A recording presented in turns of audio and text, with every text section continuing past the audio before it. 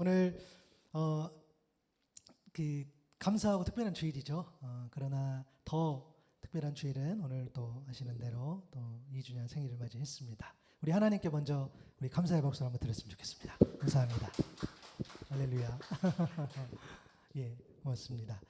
예, 감사한 일이지요. 우리가 이제 2주년 감사 예배를 드릴 때마다 처음 시작하는 그러니까 꼭 제가 언급하는 메시지가 이제 3개가 있습니다. 혹 3주년이 온다면 아마 똑같은 말을 할 것 같은데, 첫 번째는 뭐냐면 제 생일이 교회 생일과 거의 비슷합니다. 그래서 제 생일은 이미 이제 사라졌고, 여러분들 교회 생일이 오면은 강목사 생일이 있는가 보구나 해주시고 교회 생일을 위해서 여러분들 기도해 주시면 되겠고요. 두 번째는 뭐냐면 오늘의 말씀의 본문과 제목입니다. 저희들은 1년에 한 번 이맘때쯤에 요한복음 4장의 말씀을 묵상하고 또 하나님의 샘물로 변화를 누리는 영적 쉼터라는 우리 교회의 미션이죠. 존재 이유에 대해서 이렇게 주마다 이렇게 점검을 할 거고요. 그리고 또 하나 메시지는 뭐냐면 10월 마지막 주는 보통 우리가 종교개혁 기념주일로 예배를 드립니다. 종교개혁 기념주일이라는 것은 말 그대로 이 종교개혁이라는 역사적 사건을 기념하는 주간입니다. 1517년이죠. 10월 31일에 이 마르틴 루터가 95개조 방법문을 이렇게 발표를 하면서 그러면서 시작되는 이 기독교 내부의 그런 개혁 운동을 이야기합니다. 당시 문제가 됐던 것은 이 면죄부죠. 죄를 사여주는 그 면죄부가 대량으로 판매하면서 이 일들이 이제 시작이 됐다고 우리가 보통 보는데요. 교황에게 죄를 사하는 권한이 있는 것이 아니라 죄의 용서는 오직 믿음으로 이루어진 신앙 그리고 회개를 통해서 이루어진다는 거죠. 그래서 진짜 신앙이라는 건 뭐냐면 말씀에 기반하기 때문에 말씀으로 돌아가자라는 그런 개혁 운동입니다. 그래서 우리는 우리의 삶 가운데에 늘 말 그대로 개혁되어야 되겠죠. 물론 또 개혁이라는 표현을 쓰면 좀 거창하죠. 그러나 개혁이고 개혁도 그렇고 변화도 그렇고 지금의 모습에서 우리가 아주 조금이라도 더 달라지는 겁니다. 그래서 교회의 어떤 존재 이유를 다시 돌아보면서 우리가 지금 또 오늘 무엇을 또 이렇게 하나님 보시기에 아름답게 바꿔볼 수 있을까라는 것들을 우리가 말씀을 통해 점검하고 또 기도한다면 우리 하나님께서 이 예배를 기쁨으로 받아주실 줄로 믿습니다. 여러분도 아시겠지만 제가 질문 한번 해보죠. 저희 가정이 이제 한우이 사역 시작하기로 결정했을 때 가장 많이 받은 질문이 여러분 뭘까요? 어떤 뭐 선교 사역이든 뭐 어떤 교회 사역이든 뭔가 시작하면 질문을 뭐 받겠죠. 결국에는 또 한국에서 와야 되기 때문에 누가 후원하느냐, 또 파송하는 교인이 있느냐, 또 같이 예배할 수 있는 그런 예배 인원들이 있느냐라는 그런 질문입니다.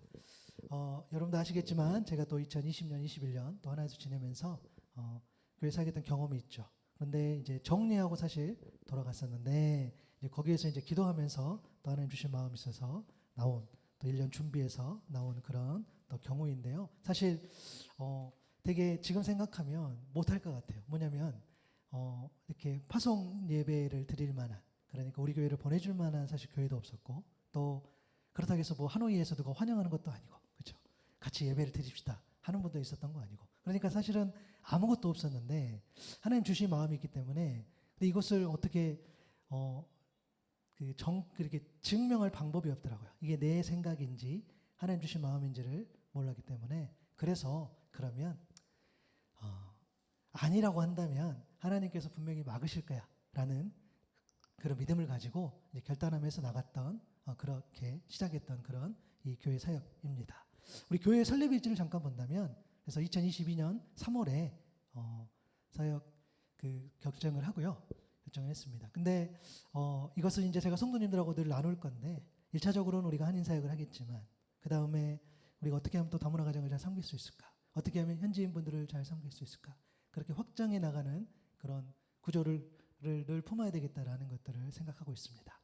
그래서 이러한 마음을 가지고 교회를 이제 결정을 하고 했는데 말씀드렸던 것처럼 파송 예배를 드릴 그 교회가 없어서 제가 생각할 때는 저하고 혹시 관계될 만한 교회가 2곳이 있었어요. 그래서 그 2곳 중에 한 곳에서 어쩌면 저희가 요청했던 것은 파송 예배만이라도 드려보면 제가 자비량으로 선교를 해보겠습니다 라는 상황이었기 때문에 그렇게 시작했는데 그게 안 됐어요. 한 5개월, 거의 5개월 정도 지났는데 그게 안 됐는데 하나님의 방법은 달랐습니다.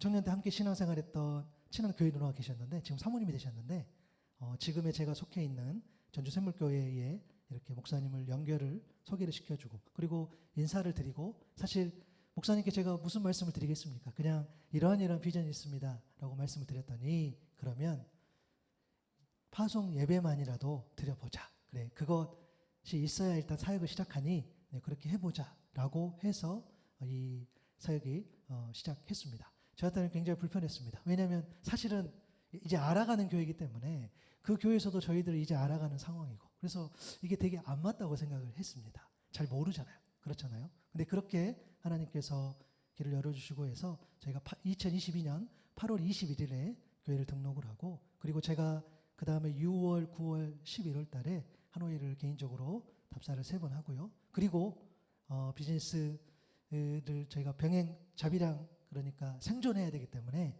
이것까지 계획을 하고 12월에 법인을 설립을 하고 그리고 2023년 1월에 하노이를 제가 먼저 나오고 그리고 4월에 저희 가족들이 나오고 그리고 5월에 비자를 받고 8월에 아이들이 학교를 입학하고 그리고 8월에 바로 여러분 예배드린 이 공간을 계약을 하게 됐습니다. 아무도 교회를 하는데 허락하는 공간이 없었는데 여기는 이렇게 허락해 주셔서 저희가 1, 2층 카페로 세팅을 하고 3등 본당으로 이렇게 했어요. 사진 보시면은 처음에 들어왔을 때 저희 1층 모습이고요. 그리고 완전히 흙바닥 있었을 때 2층 모습이고 그리고 이제 본당 그러니까 이 타일만 깔려 있을 때죠. 그때 저희가 이렇게 들어왔는데 그래서 모든 것을 이렇게 세팅을 하고 했던 그런 사진입니다. 그리고 저희가 9월 달에 이제 교회에서 파송 예배를 드렸어요. 제가 국제기업 봉사단이라는 또 기관까지 또 소속이 되게 해주셔서 저렇게 이제 예배를 드리고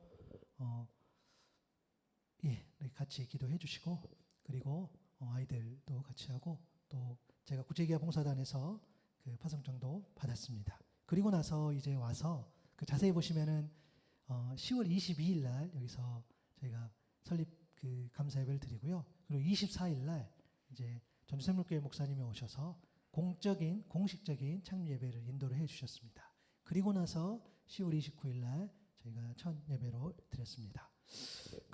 이 내용들을 보면 그리고 저게 이제 첫 예배 드렸던 사진이고요. 그리고 이제 전주에서 오셔서 같이 예배를 섬겨주시고 했던 사진. 자, 스톱. 이게 이제 첫 예배 그러니까 첫 예배 드렸던데 저기 왼쪽에 앉아 계신 분은 우리 선교사님이시고요. 그리고 오른쪽에 한 분은 청년 한 명이 이렇게 예배 오셨고 그리고 두 분은 다른 교회 성도님이 일부 마치고 아무래도 우리 교회가 사람 없을 것 같아가지고 그날은 동원됐던 본인들이 도저히 안 되겠대 너무 불안해서 그래서 오셨던 그런 장면입니다. 그렇게 해서 이 교회가 또 시작됐습니다. 사실 이런 것들을 여러분들에게 이렇게 나누고 이렇게 있는 이유는 여기 귀한 하나님의 메시지가 있습니다. 하나님은 한 번도 그렇죠 사람이 그러니까 우리 교회가 단순하게 우리 가정 제가 또 우리 가정이 이 교회를 개척했다 설립했다라는 차원의 문제가 아니라는 거예요. 저는 한 번도 그렇게 생각해 본 적이 없어요. 하나님께서 하나하나 이것들을 이루어 가신다는 거. 우리 교회를 이루는 세 기둥이 있습니다. 이 지탱하는 그룹이겠죠. 첫 번째가 뭐냐면 제가 여러분들 축도할 때 아론과 홀에 대해 축도를 늘 합니다. 그렇죠? 그래서 저희 가정을 위해서 기도해 주시고 후원해 주시는 모든 교회와 어떤 성도님들인 거죠. 사진 내려주시면 돼요. 그래서 첫 번째 그룹이 뭐냐면 바로 제가 이제 축도할 때마다 늘 언급했던 그 분들, 아론과 홀이라는 그 분들인데 준비하면서 제가 이제 목사님, 장로님, 권사님, 집사님, 저희 가족들 또 이렇게 해서 최대한 기도 부탁도 하고 그렇게 하면서 이게 연결되는데 제가 몰랐어요. 광주에도, 청주에도, 여수에도, 순천에도 이게 제가 진짜 너무 어떻게 이루 말을 설명할 수 없는 게 아무것도 없는 실체였는데 그냥 제가 기도해달라고 부탁을 하고 편지를 드리고 그렇게 했었을 때에 시간이 가면 갈수록 이 교회를 그렇죠? 이게 뭐라고 이게 뭐라고 이 교회를 하나님께서 세우신다고 하면서 연결돼서 관심을 갖고 기도를 해주시는 것들이 연결이 돼요. 제가 한 번도 좀 이렇게 후원해 주시면 되면 안 되겠습니까? 라고 말한 적이 없어요. 그래서 너무 제가 확신해요. 사역이라는 것이 돈, 재정으로 어떤 사람의 계획으로 이게 되는 게 아니더라고요. 특별히 우리 전주샘물교회 같은 경우는 이제 파송 예배도 드렸죠. 그리고 직접 오셔가지고 예배도 같이 섬겨주시고 20명 넘는 분들이 다 본인들 돈 들여서 오셔가지고 숙소 잡고 또 식사비도 본인들이 다 내시고 해서 왔던 게 기억이 납니다. 그리고 또 그 첫 예배 드리기 시작한 그때부터는 또 교회에서 일정 부분 후원도 해주시고 그것도 제가 부탁드린 게 아닌데 다 또 연결해 주시고 또 개인적으로 해주신 분도 있고 또 교회도 제가 원래 다른 소속인데 그 교회 소속으로 연결도 해주시고 그리고 특별히 그 전주샘물교회에서 주신 그 사랑의 선물이 있는데 그 화면을 좀 넘겨보면 이 천사 이게 이걸 너무 자랑하고 싶어요. 뭐냐면 천사 헌금이라고 해가지고 한 명이 10,000원씩 헌금을 해주시는 거예요. 사실은 이제 1,400명이 하는 건데 이제 교회에서 그걸 저도 몰랐어요. 저걸 하는지 몰랐는데 목사님이 다 결정하고 저한테 통보만 해주셨어요. 이거를 당회에서 하기로 했다 해서 만약에 강원식, 홍혜경, 강나온, 강하온이 4명의 이름을 쓰면 4만 원을 헌금을 해주시는 거예요. 이렇게 이제 가족 이름을 쓰는 건데 그래서 한 가정에 몇 명씩 이래서 1,004명을 이렇게 하는 그런 교회예요. 물론 전선물교회 아이들까지 아마 되는 1,000명까지 되는 그런 큰 교회인 것 같긴 해요. 교회가 그래도 엄청 큰 교회죠. 근데 그래도 이게 될까 싶었는데 최종적으로는 1,310명이 됐어요. 그래가지고 1,310명이 돼서 목사님께서 그래서 제가 그 명단을 너무 궁금해가지고 혹시 제가 명단이라도 볼 수 있습니까? 이렇게 했더니 그걸 주시지는 않고 그냥 이런 일이 있었다라고 그냥 하고 기도하면 된다 이렇게 해주셔서 그래서 그 비용을 가지고 이제 그러면 제가 그때 가서도 보고를 드렸어요. 1층에 있는 가구라든가 또 1층에도 인테리어를 해야 되니까 그래서 이거는 오로지 카페를 위해서 사용하겠습니다. 라고 해서 이 돈을 사용하긴 했습니다. 그래서 그런 어떤 교회가 이 교회를 섬기고 있고요. 그리고 여행 때문에 사역 때문에 이것을 방문했던 분들도 한국에 돌아가시면 또 어떻게 연결되다 보니까 그분들에게 편지도 보내고 또 헌금도 해주시고 기도도 해주시고 그렇게도 연결이 돼요. 그리고 여기에 지내시다가 한국 가신 분들이 또 교회를 위해서 기도해 주시고 심지어 오늘 어떤 한 분이 오셨어요. 그래서 제가 너무 감사하고 그리고 제가 한 달에 한 번 그 회사에 가서 예배를 인도한다고 말씀드렸잖아요. 또 그 교회에서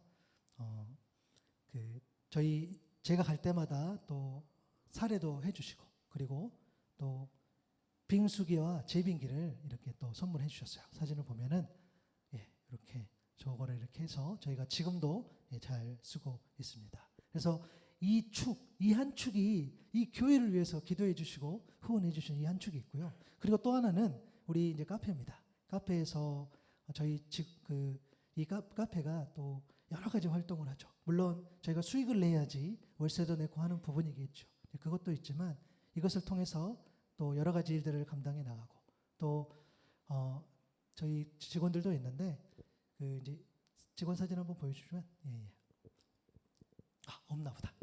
그래서 이 카페를 위해서. 근데 제가 저희 직원들 심지어 저기 왼쪽에 그 노란색 입은 직원은 그 카페에 흙 있을 때부터 이렇게 출근해가지고 그때 저희가 최저 시급으로 줬어요. 왜냐하면 영업을 안 했으니까. 그래서 한 9월 정도면 시작하겠다 해가지고 최저 시급을 줬는데 그 뒤로 6개월을 영업을 못했어요. 그래서 6개월을 최저 시급을 줬어요. 원래 급여를 약속한 급여가 있는데 왜냐하면 영업을 못하니까. 그래서 너무 미안했는데 그 직원도 괜찮다고 했어요. 왜냐하면 영업을 못하니까. 그죠? 흙밖에 없으니까. 그래서 그러면서도 이 카페를 지켰다는 것을 우리가 볼 수 있습니다. 여러분 제가 왜 이 이야기를 드리냐면 걱정들 많이 하세요. 이거 잠 못 자고 이런 거 하는 거 괜찮냐 이렇게 하시는데 그리고 그거를 그렇게 하는 것들이 정말 도움이 되냐 이렇게 말씀하시는데 아니요. 저 개인적으로도 이 일을 통해서 제가 성도님들의 삶을 아주 조금은 더 이해하게 됐어요. 매번 고정비용, 임대료에 인건비에 아이고 또 경쟁해야 되죠. 늘 뭐 마케팅 해야 되죠. 또 알려야 되죠. 또 머리를 제가 어느 정도 숙이겠습니까? 90도 그 이하로 숙여야 돼요. 그죠? 계속 숙이고 해야 돼요. 그러면서 우리 성도님들도 얼마나 그냥 매번 특별히 자영업 하시는 분들은 그냥 매일 그냥 매주 매달 얼마나 이게 가슴이 팍팍 막혀올까라는 것들. 그리고 우리 뭐 직장생활 하면 또 마찬가지겠죠. 성과도 내야 되고 경쟁해야 되고 또 다녀야 되고 이런 부분들. 근데 그게 하나가 그래서 아주 조금 더 물론 제가 이 일을 안 한다고 해서 이해하는 건 아니지만 그래도 동일하게 더 이해가 돼요. 그래서 잠 못 자겠구나. 속상하시겠구나. 막 우라병 나시겠구나. 정말 그래서 막 술도 진탕 드시고 싶겠구나라는 생각이 들어요. 그래도 너무 많이 드시면 안 됩니다. 아니 드시면 안 되지만 그런 생각이 들어요. 그러면서 또 결정적으로 이 일을 통해 보니까 신앙생활 하지 않는 분들을 제가 이제 만나게 되는 거죠. 여러분 제가 지난주에도 말씀드렸잖아요. 교회의 가장 큰 문제가 목사라 그러더라고. 데이터에 다 나와. 죄송해요. 목사가 문제야. 근데 물론 훌륭한 목사님도 많죠. 근데 왜 목사가 문제냐고 했을 때는 저는 이 요인도 있다고 봐요. 신앙생활 하지 않는 분들을 만날 기회가 별로 없어요. 생각보다 없어요. 어제도 저희 손님 중에 어떤 한국 분이 오셨는데 30대, 20대 후반이신데 벌써 결혼한 지 한 4, 5년 됐더라고요. 와이프가 일본 분이시더라고요. 처음 뵀어요. 근데 다 알아요. 말씀 나누면. 물론 어디 사는지 알고 뭐 이렇게 자세한 건 아니지만 그러면서 이런저런 삶의 이야기를 하는 거죠. 그러니까 나중에 저희 아내한테 그러더라고요. 자기 가족 중에도 목사님이 있다고 이렇게 하더라고요. 제가 여기가 교회입니다. 제가 목사입니다. 이런 이야기도 하거든요. 이런 것들. 그러면서 또 사람도 사귀게 되고 또 간혹 외국 사람도 오게 되죠. 바디랭귀지를 써가면서 또 소통도 하죠. 이런 것들. 그래서 여러분 우리가요. 저도 잘 안 되지만 우리 신앙생활 하는 분들의 약점이 뭐냐면 신앙생활 하지 않는 분들을 잘 안 만나려고 그러고 그분들과 관계가 참 멀어질 때가 많아요. 여러분 안 돼요. 그래서 막 무조건 만나서 뭘 해야 돼 이게 아니라 물론 만나면 힘들어요. 교회 외 이야기를 하는 것들이 쉽지 않죠. 그러나 아니요. 들어줘야 되고 교제해야 되고 이해해야 되고 품어야 되고 하는 거죠. 예수님은 그렇게 하셨기 때문에. 그래서 그러한 장이 있기 때문에 여러분들이 더 기도해 주셨으면 좋겠어요. 강 목사 잠 못 자더라도 더 건강할 수 있도록 할렐루야. 이제 날씨가 추워져서 빙수 갖고 안 돼요. 떡볶이도 팔아야 되고 김밥도 팔아야 되고 해야 돼. 다 해야 돼. 이왕할 거 많이 팔 수 있도록 여러분 기도해 주세요. 그것이 정말 저를 살리는 거예요. 여기서 잠 못 자는 거 아무것도 아니에요. 그러나 이것을 통해서 믿지 않는 한 사람이라도 한 영혼이라도 만나서 이곳이 그리스도의 사랑이 있는 곳입니다 라고 말하는 것이 100번, 1000번, 만번 더 유익해요. 맞아요. 그래서 아론과 훌과 또 이 스프링 카페가 이 축이 있다면 또 하나는 오늘 여러분들이죠. 우리 한우샘물교회 성도님들. 여러분 2023년 10월에 이렇게 예배를 드리고 사실 여기에서 우리 그 정수 집사님이 제일 여기 이제 먼저 오신 건데 제가 우리 정 집사님, 뭐 우리 승주 형제, 뭐 우리 이선생 강사님 계시지만 다 제가 카톡 전부 확인했어. 몇 월 며칠에 저 카톡이 연결됐는지. 그러니까 1번부터 몇 번까지 쭉 나와. 그래도 우리 정 집사님 보니까 4월 정도에 저랑 카톡이 됐더라고요. 그러면 한 1, 2주 정도 차이 나요. 그러면 한 6개월을 또 막 어떤 분들이 오가고 한 거야. 그죠? 그리고 나서 또 지금 여기 계신 분들이 한 명 한 명 채워져서 이렇게 교회가 세워지는 거죠. 여러분 과거 드라마에 그 드라마 혹시 기억납니까? 시크릿 가든의 그 우리 그 누구죠? 그 현빈이죠. 예. 이태리에서 장인이 한 땀 한 땀 이 그 트레이닝복 있잖아요. 막 무시하니까 했던 그 대사 맞아요. 하나님이 정말 이 교회를 온 우주 만물을 창조하신 이 하나님께서 한 땀 한 땀 이 교회를 세워 가신 줄로 믿습니다. 이게 장한 것 같고 이게 쓸데없는 것 같고 이게 아무것도 아닌 것 같지만 오늘 너무너무 저는 이게 중요한 메시지라고 생각해요. 교회라는 것이 그냥 세워진 것 같지만 그 발자취를 돌아보면 하나하나 하나님께서 안 만지신 것이 없다는 거예요. 우리 삶이 그런다는 거예요. 우리 인생이 그런다는 거예요. 하나님께서 한 걸음도, 단 한 걸음도 흐트러지지 않게, 내가 잘못 가는 것 같지만, 또 내가 돌아가는 것 같지만, 내가 또 실수하는 것 같지만, 넘어진 것 같지만, 때로는 내가 그냥 교만하게 막 잘 가는 것 같지만, 아니요. 하나님은 그 모든 발걸음 하나하나를 만지신다는 거예요. 이 교회, 이 작은 교회 하나만 보더라도 하나님께서 만지신 것을 알 수 있습니다. 여러분, 이 사역 시작하기 전에 이제 파송교회가 전주설명교회로 됐다라고 했었을 때에 제가 한국에서 저희 동교 목사님 섬기시는 교회에 제가 메시지를 전하러 간 적이 있어요. 그 목사님께서 우리 교회에서도 네가 설교를 해라. 그리고 내가 한 가정을 또 이렇게 매칭해 줄 테니 같이 그 가정이 이렇게 얼마라도 후원해 주시고 또 기도할 수 있도록 그렇게 해보자. 그래서 말씀도 해 주시고, 그래서 메시지를 전했던 그 나무 심는 교회라는 교회가 있어요. 그 교회에서 이제 그렇게 하고, 근데 여러분 이렇게 말씀드리면 그 교회가 굉장히 큰 것 같죠? 아니요, 그 교회 지하에 있어요. 지하에서. 네, 그 우리 목사님 형님께 너무 죄송한데 그 지하에 있어요. 지금 지상으로 올라오셨어요. 할렐루야. 그래가지고 성도님들하고 공사비를 아낀다고 해서 정말 거의 한 달을 실제로 교회를 어느 부지에다가 이렇게 본인들이 다 공사해서 이렇게 올렸더라고요. 그래서 나중에 그 교회에서 성도님들 왔었을 때 여러분도 교제하는 것도 그런 것도 꿈입니다. 근데 그때에 기도 제목을 다 마치고 이제 기도 제목을 냈죠. 여러분, 제가 무슨 기도 제목을 냈겠습니까? 교회를 위해서, 교회를 도울 자를 보내주십시오. 그런 기도 제목을 냈죠. 그랬더니 그 목사님 뭐라 하셨냐면, 강 목사의 기도 제목대로 되기를 정말 원하나, 때로 그렇게 원하나, 그러나 강 목사의 기도 제목대로, 생각대로 하나도 이루어지지 않게 도와주소서라고 성도들에게 기도 제목을 요청을 했어요. 제 면상에서. 그죠? 강 목사 기도 제목이 이루어지기를 원하나 강 목사 생각대로 하나도 되어지지 않고 하나님의 뜻대로. 여러분, 그래서 기도 잘하셔야 돼요. 그 기도가 이루어져 버렸어. 아멘. 제 생각대로 되는 게 일개도 없어. 어이, 자존심 상해, 속상해. 근데 어쩔 수 없어요. 안 돼. 이 일이 하나님인 일이어서 그런 줄로 믿습니다. 안 된다는 거예요. 하나도, 정말 아무것도. 여러분, 이사야 55장 8절 알고 9절 말씀 우리 한번 같이 읽어볼까요? 시작. 이는 내 생각이 너희의 생각과 다르며 내 길은 너희의 길과 다름이니라. 여호와의 말씀이니라. 이는 하늘이 땅보다 높음 같이 내 길은 너희의 길보다 높으며 내 생각은 너희의 생각보다 높으니라. 아멘. 사실 이 말씀이요, 너무 지금까지는 지식으로 머리로 알았지만 이제 마음으로 새겨주는 거예요. 가슴으로. 제 속사람이 이 말씀을 정말 알게 됐어요. 아, 정말 단 한 개도 내 생각대로 되는 것이 아니라 하나님의 그 뜻대로, 그것이 우리에게 가장 복인 줄로 믿습니다. 오늘 여기 우리 예배 모였어요. 오늘 우리가, 물론 제가 권면도 했죠. 오늘 2주년 생일이다. 오늘 어머님이 오신다. 오늘 마늘버섯 먹어요. 할렐루야.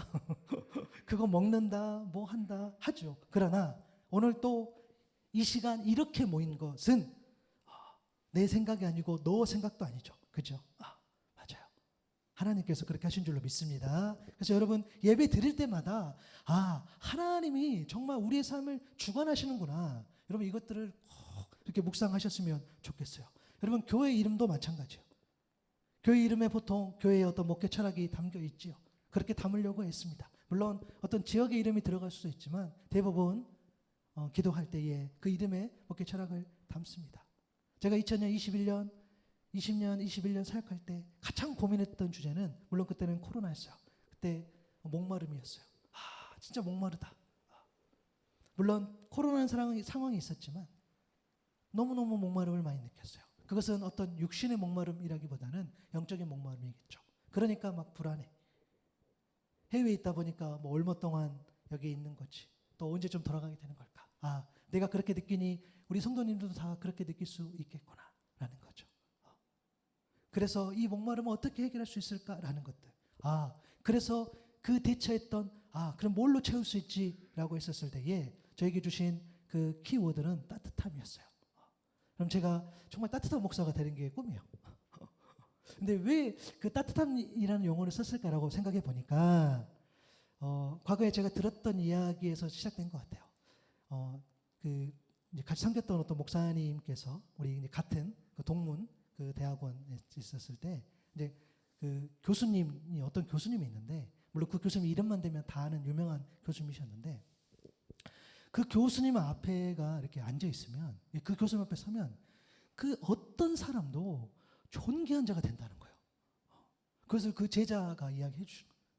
어떤 교수님이 있는데 그 교수님 앞에 누가 섰어, 누가 앉았어. 그러면 그 사람은 누구라도 존귀한 자가 된다는 거예요. 만나면 위로를 받는다는 거예요. 와, 너무너무 귀하다는 생각이 들었어요. 여러분, 우리 그런 사람 있잖아요. 어디 가기만 하면은 거기에 막 깨져. 가기만 하면 뭐 분란이 일어나. 간혹 제가 갈 때 여러분들 막 사라지는 경우가 있는데 그런 거 아니죠. 그럴 때가 있어. 그런데 반대로 여러분이 내가 저 개인적으로 내가 어디를 갔어. 대화만 나눴어. 보기만 했어. 손만 잡았어. 어깨만 토닥였어. 그런데 위로를 받고 힘을 얻고 따뜻함을 얻는다며. 여러분 그것보다 더 귀한 사이가 어디 있겠어요. 정말 그렇구나. 정말 그러한 사람, 그러한 어떤 목회 맞아. 하나님의 따뜻함으로 변화를 누리는 영적 쉼터 같은 교회. 그렇게 시작된 거예요. 그런데 물론 좀 막연했어요. 그 하나님의 따뜻함이 뭘까? 좀 막연하긴 했어요. 그러나 그런 것이지 않을까라는 것들. 여러분도 축복합니다. 여러분이 갈 때마다 누가 여러분을 만났어. 여러분 때문에 위로받을 수 있기를 바랍니다. 대답하셔야 돼요. 여러분들 때문에 사랑받고 여러분들 때문에 기쁘고 여러분들 때문에 감격 있고 여러분들 때문에 힘이 나고 여러분들의 말 한마디 손짓 하나에 위로를 주고 물론 여기 계신 분들 저에게 그런 존재입니다. 그렇죠? 오늘 너무 감사해요. 아내가 막 걱정했어요. 우리 늘 걱정해요. 사람 몇 명 오지 않을 것 같은데 고기를 많이 사야 하나 적게 사야 되나. 오늘 다 드시고 가세요. 네. 아니면 제가 다 먹어야 돼. 그죠? 이런 부분들. 그런데 제가 전주샘물교회를 저희들이 이렇게 연결되면서 또 그러면 하나의 샘물교회로 해라. 누군가가 권면해 주실 때 저는 처음에 싫었어요. 싫다라기보다는 싫을 리가 없죠. 너무 이제 이름까지 같이 쓰면 너무 이제 부담되는 것 같아서. 그런데 목사님이 흔쾌히 그렇게 해주셔서 그러면서 정리가 됐어요. 그러면 그 따뜻함을 우리가 샘물로 체험되겠구나. 하나님의 샘물로 변화를 누리는 영적 쉼터로서의 교회의 존재 이유를 갖자라는 거죠. 여러분 자꾸 하나님의 샘물 그러는데요. 그것은 오늘 우리가 읽었던 본문 이 4장에 나와요. 잘 아는 메시지죠. 예수님과 사마리아와 여인과의 대화하는 그런 장면인 거죠. 요한복음 4장의 상황을 좀 보면 지도로 한 장 보여주시면은 예수님은 좀 잘 안 보이죠. 죄송해요. 사마리아로 예수님께서 갈릴리로 이제 올라가는 그런 상황인데 그림 보면 좌측에 보면은 저기 그 지중해 타고 가는 길이 있고요. 아니면 오른쪽에 보면 그 요단강 이렇게 돌아서 가는 길이 보통 그 길을 가요. 그런데 예수님은 사마리아를 지나서 이렇게 가로질러서 사역지로 이동을 하는 장면이 나옵니다. 사람들은 다 돌아갑니다. 왜? 거기에 말 그대로 사마리아를 지나쳐야 하기 때문에. 유대인들은 사마리아인들이 그 신앙, 그 혈통의 순수성이 훼손됐다고 해서 싫어했어요. 또 예루살렘 성전을 건축할 때 회방했어요. 노골적으로 반대했어요. 그런 과거가 있기 때문에 싫어했죠. 그렇게 되다 보니까 또 사마리아인들도 유대인을 싫어해요. 원수 되는 거죠. 이런 배경에도 예수님은 그 길을 아무도 가지 않지만 그 길을 통해서 가는 거죠. 이유는 하나. 목마른 속에서 살아가는 한 사람, 한 여인 만나기 위함 때문이에요. 여러분 어찌 보면은요, 오늘 예배가요, 어찌 보면 정말 어떤 한 사람을 위한 예배일 수도 있다는 거예요. 그게 나가 될 수도 있겠죠. 그게 여러분 중에 한 사람이 될 수도 있겠죠. 우리 모두 은혜 받는다 감사하죠. 그래서 하나님의 몫이지만 우리가 또 어떻게 보면은 어쩌면 정말 한 사람 때문에 이 예배가 세팅되고 한 사람 때문에 그 많은 음식이 세팅되고 이것은 사람의 생각이 안 되죠. 사람의 논리는 그렇게 안 되죠. 그러나 하나님은 우리 주님은 충분히 그럴 수 있다는 거야. 왜? 천하보다 귀하니까. 그 한 생명. 오늘 그래서 본문을 보니까 13절 14절이죠. 예수께서 대답하여 이르시되 이 물을 마시는 자마다 다시 목마르려니와 내가 주는 물을 마시는 자는 영원히 목마르지 아니하리니 내가 주는 물은 그 속에서 영생하도록 솟아나는 샘물이 되리라. 아멘. 여러분, 우물에서 마시는 물은요 또 사람을 목마르게 해요. 과거도 그렇고 지금도 그렇고 앞으로도 그래요. 지금까지 누구라도요 그 우물에서, 우리가 세상에서 보는 그 우물, 여러분은 그 물을 먹고 오늘도 우리가 물을 먹지만, 여기도 물을 먹지만 늘 목말라요. 해결할 수 없어요. 그런데 사람들은 그 목마름을 해결하기 위해서, 그것을 찾기 위해서 오늘 또 어디로 가요? 수고해요. 애써요. 노력해요. 왜? 목마르니까. 채워야 되니까. 다행히 뭔가 찾습니다. 가끔 간혹 잘 찾아서 막 그거 붙잡고 살아가요. 그래도 행복한 것 같기도 해요. 그런데 결국 나를 또 목마르게, 그럼 또 우리 찾아 막 나서는 거야. 그 갈급함, 그 허기짐. 그래서 사람들은 또 찾아. 왜? 채워지지 않기 때문이죠. 아무리 넣어도, 아무리 내가 무언가를 해도 결국에는 우리에게는 언제나 그런 어떤 해결되는 게 없어. 아무리 내가 뭔가를 잘하고 있다 해도 여전히 혼자 있을 때 보면은, 눈 감고 혼자 있을 때 보면은 허하고 또 불안하고 이런 것들. 그렇죠? 그런데 예수님께서 이 목마름을 해결할 수 있다고 말씀하셨어요. 그것이 복음인 거죠. 예수님이 주시는 그 물, 영원히 목마르지 않게 하는 그 생명의 물인 줄로 믿습니다. 그 생명의 물이 우리 안에서 영원한 생명에 이르게 하는 그런 샘물이 된다는 거예요. 우리가 예수님과 연결됐을 때에 예수님께서 허락하시는 그 물을 통해서 우리는 영생에 이르는 그 샘물에 이르게 된다는 거예요. 여러분, 요한복음 17장 3절에 보니까 우리 한번 같이 읽어볼까요? 시작. 영생은 곧 유일하신 참 하나님과 그가 보내신 자 예수 그리스도를 아는 것입니다. 아멘. 여러분, 우리는요 절대 교만해서는 안 돼요. 여러분, 영생이라는 것이 이 땅에서 육신의 몸으로 영원토록 사는 것이 아니에요. 땅은 유한합니다. 곧 머지않아 사라지고 죽어요. 죄송해요. 지금 살자고 왔는데 죽는 이야기에서. 근데 사실이야. 죽어요. 얼마 안 걸려요. 그것이 하나님 정하신 이치고 질서고 하나님의 다스림이에요. 우리가 설령 100세 혹은 120세 혹은 150세까지 산다 해도 온 우주 만물을 창조하신 그 하나님의 시간 앞에서는 사실 아무것도 아닌 거죠.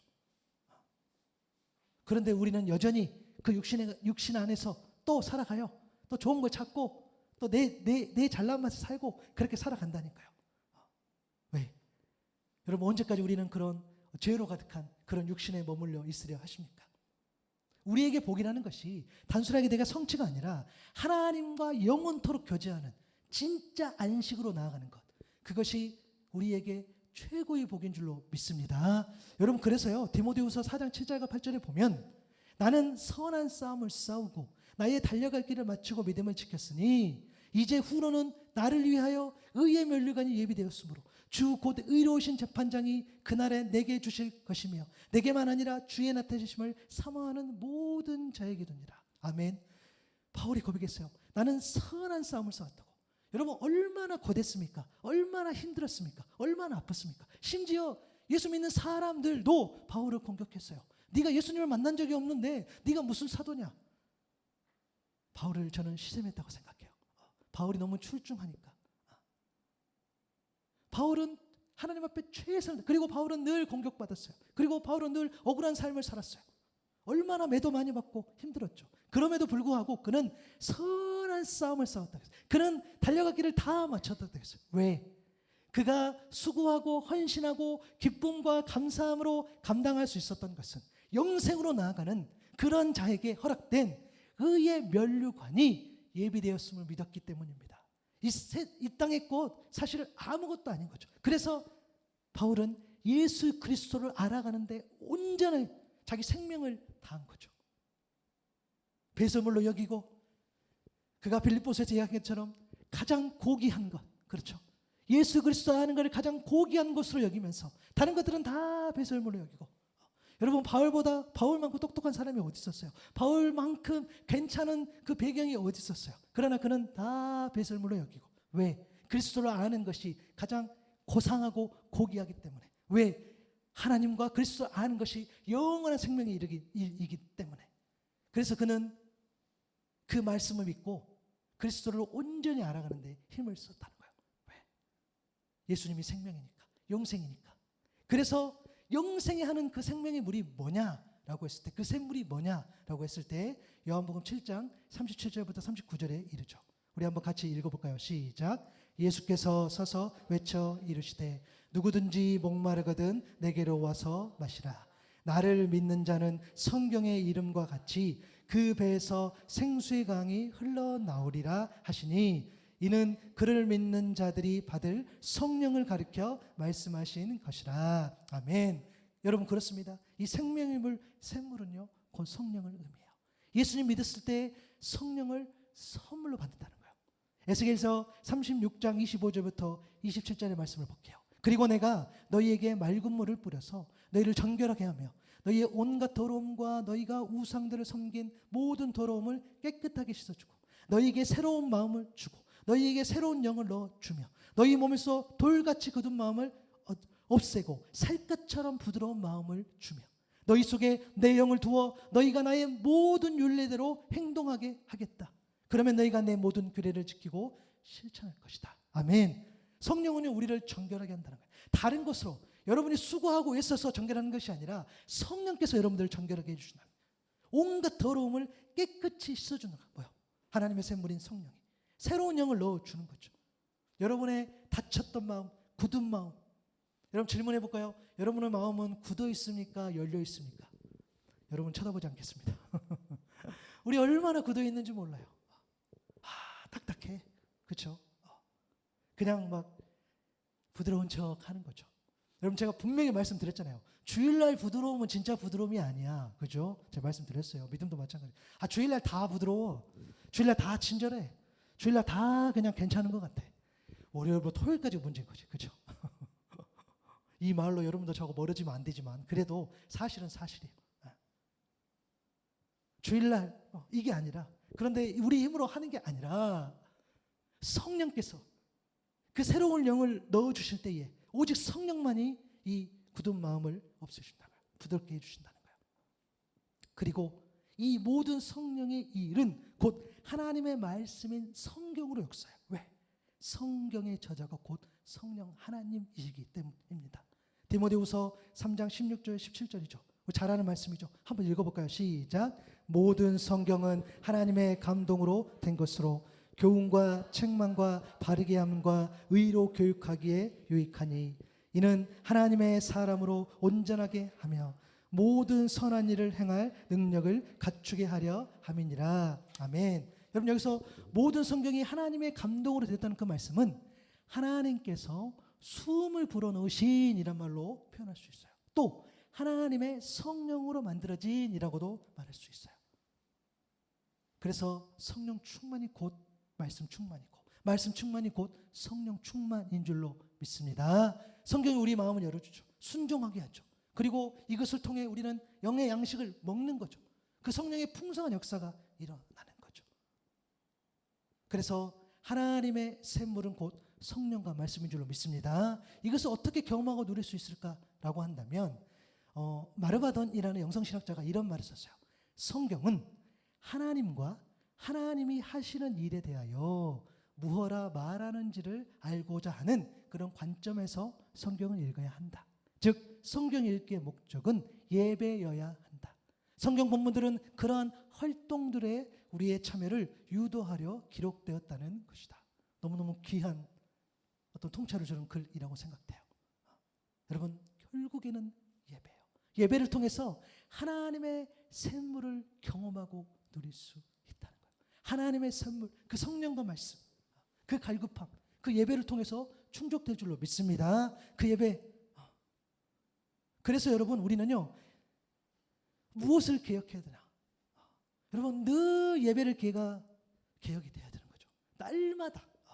여러분 이것은 예배 본질 이야기예요. 어떤 순서를 말하는 게 아니에요. 어떤 형식을 말하는 게 아니에요. 어떤 외적인 것을 의미하지 않아요. 엄청 거창한 무언가 하자는 말씀이 아니라 그럼에도 오늘 예배가 어제 드렸던 예배보다 내가 혹 아침에 드렸던 예배가 있다면 그 예배가 내가 다시 저녁에 드린다고 한다면 그 저녁에는 또 예배가 달라져야 되겠죠. 주일 예배도 그렇고 혹은 우리가 수예배 드리는 예배도 그렇고 혹은 특별한 예배도 그렇고 우리가 무슨 세미나를 한다면 우리가 어떤 성경을 스터디한다면 그런 모두 예배 하나가 우리에게 늘 세워야 된다는 거예요. 특별히 공동체 예배뿐만 아니라 개인 예배도 중요하죠. 여러분 매일의 경건 생활 제가 이거 묵상하면서 얼마나 마음이 불편했는지 몰라요. 다른 게 문제가 아니에요. 다른 게 여러분의 루틴 여러분의 하루를 보면서 얼마나 하나님을 찾느냐 이게 관건인 거죠.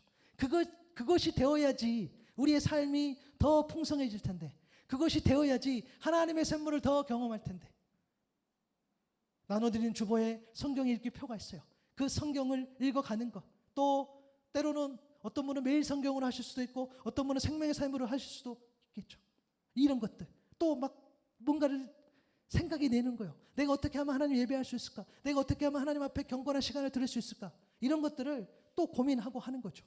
이번에 큰 사고를 쳤어요. 무슨 사고를 쳤냐면 이게 될지 안 될지 모르겠는데 어머니께 부탁을 해서 성경책 4개 큰 거를 사갖고 와주시라고 했어요. 그 세번역 성경인데 제 거 큰 거 2개, 전화 안에 거, 그다음 아이들 거 이렇게 해가지고 제가 그 세번역 쉬운 성경이죠. 그것을 어떻게든 한번 읽어보려고. 근데 제가 저녁에는 카페에 있어야 되기 때문에 저희는 가족이지만 줌으로 만날 예정입니다. 그래서 한번 읽어보려고 뭐 이런 것들. 죄송해요. 이게 될지 안 될지 모르겠는데 뭐 이제 안 되면 안 됐다고 그렇게 말씀드릴게요. 됐다면 됐다고 이야기할게요. 거기에 20만 원 넘게 썼어. 여러분 죄송해요. 이렇게 성경책 사는데 갑자기 돈이 비싸. 좋아. 글씨도 크고 이런 것들. 그렇죠? 여러분 이런 것들 하나님 좀 도와주셨으면 좋겠어요. 우리 가족이 그거 아무것도 아닐 수 있는데요. 그래도 한 장 한 장 읽어가는 거. 여러분 오늘 한 장 읽어야지 넘겨야지 그 다음 한 장이 또 넘어가는 거 아니겠습니까? 이 이야기 지난번에도 말씀드렸고 지지난번에도 말씀드렸고 또 말씀드려요.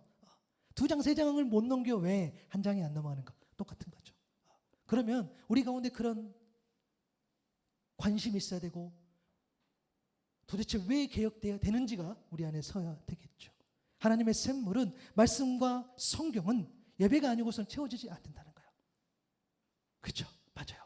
그래서 그 하나님의 샘물이 무엇인지 우리가 알았다면 두 번째가 뭐였습니까? 변화를 누리는 이었어요. 변화라는 것은 바뀌어 달라지는 것. 누린다는 것은 뭡니까? 생활 속에서 마음껏 즐기는 것. 여러분 우리가 샘물 예수 그리스도께서 주시는 그 하나님의 샘물 그 성령과 성경을 우리가 받아 먹었어요. 그러면 그것이 우리의 몸을 통해서 어디로 올라간지 아십니까? 우리의 속사람으로 가는 거예요. 여러분 거듭난다는 것은 우리 속사람이 변한다는 거예요. 속사람이 변한다는 것은 뭡니까? 그러니까 내 생각이 있고요. 하나님의 생각이 있다는 거예요. 여러분 고린도후서 5장 17절에 볼까요? 누구든지 그리스도 안에 있으면 그는 새로운 피조물입니다. 옛것은 지나갔습니다. 보십시오. 새것이 되었습니다. 이것은 무슨 내용이죠? 또 갈라디아서 2장 20절도 볼까요? 나는 그리스도와 함께 십자가에 못 박혔습니다. 이제 사는 것은 내가 아닙니다. 그리스도께서 내 안에 사시는 겁니다. 내가 지금 육신 안에 사는 것은 나를 사랑하셔서 나를 대신하여 자기 몸을 내주신 하나님의 아들을 믿는 믿음 안에서 사는 것입니다.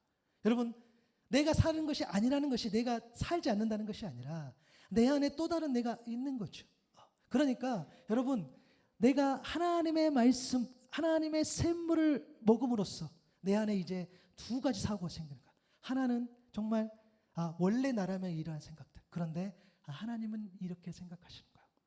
그게 2개가 작동해요. 여러분들 분명히 그렇게 살고 계시라 전 믿어요. 그 파이가 얼마나 커지냐는 문제지. 맞아. 원래 나는 이렇게 생각했는데 하나님 이런 마음을 또 주시는 것 같네.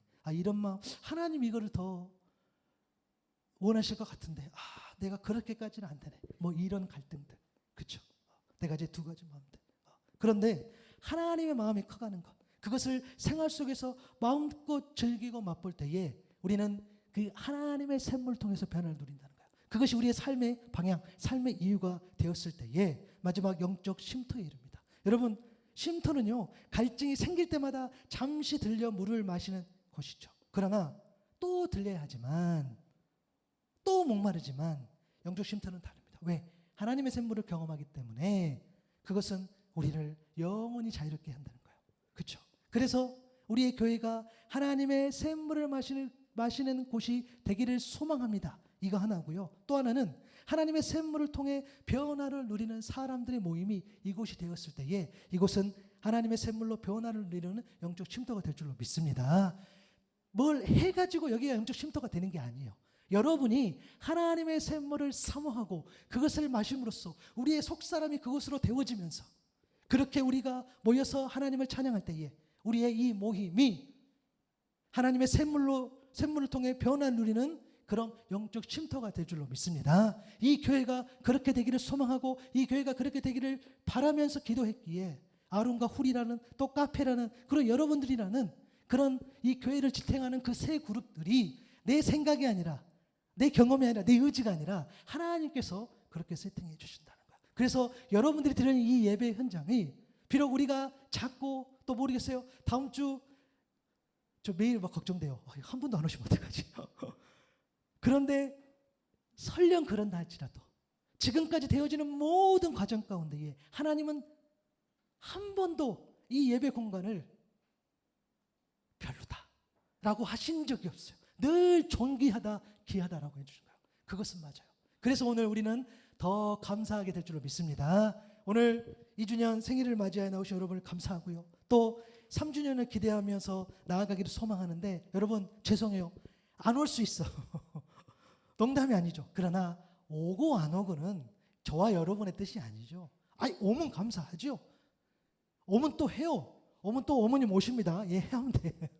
하자고요. 예, 상관없어요. 그런데 우리가 매주 예배를 드릴 때마다 하나님의 샘물로 변화를 누리는 영적 쉼터로서의 교회로서 존재하자는 거예요.